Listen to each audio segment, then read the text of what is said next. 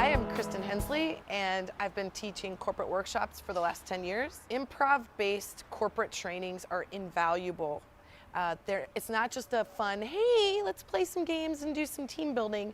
There's actual business value to improv. It helps with brainstorming, it helps with ideation, it helps with problems in the workplace in terms of if there's a conflict between staff, if there's a conflict between your president and your underlings, if there's a loss in communication, you can kind of get back on track.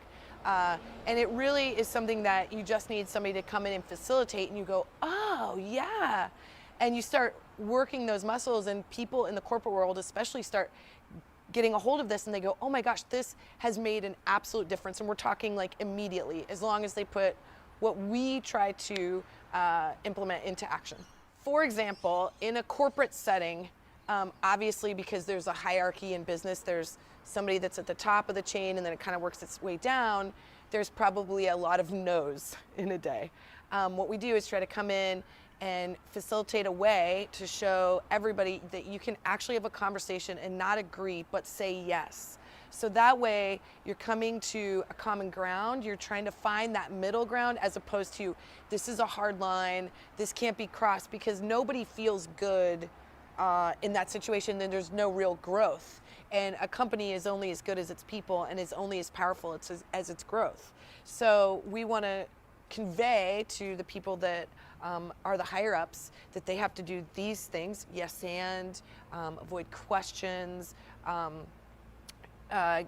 avoid the word but. Those are just small examples, and we show you how to do that so that you can facilitate this into your daily work. And it's not so hard. It doesn't make your work hard, and learning these tactics aren't hard either. At the heart of improv is teamwork, and it's true collaboration, and there's no status in the team players, okay? So it's an even playing field. So everyone is just throwing everything in, and ideas are being thrown in, and they're being accepted, all of them.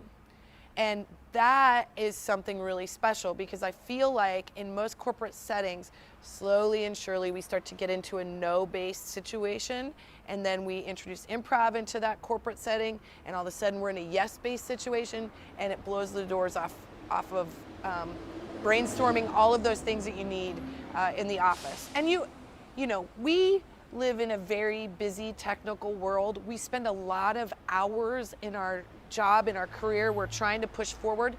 We should connect with people. We should have an intrinsic return when we're there, right? So all that improv does is it helps build that foundation so that we can connect with each other, and we can communicate clearly, and we can have a positive interaction with each other. I want to stress that improv is not always improv comedy.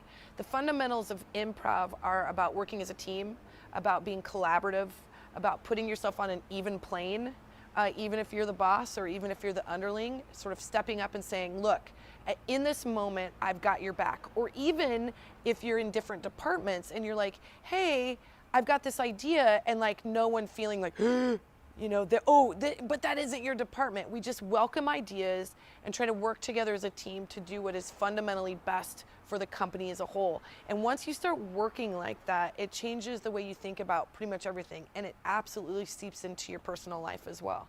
I mean, all we're doing is saying, let's be positive, let's be a team, let's collaborate, and we're going to give you the tools on how to do that.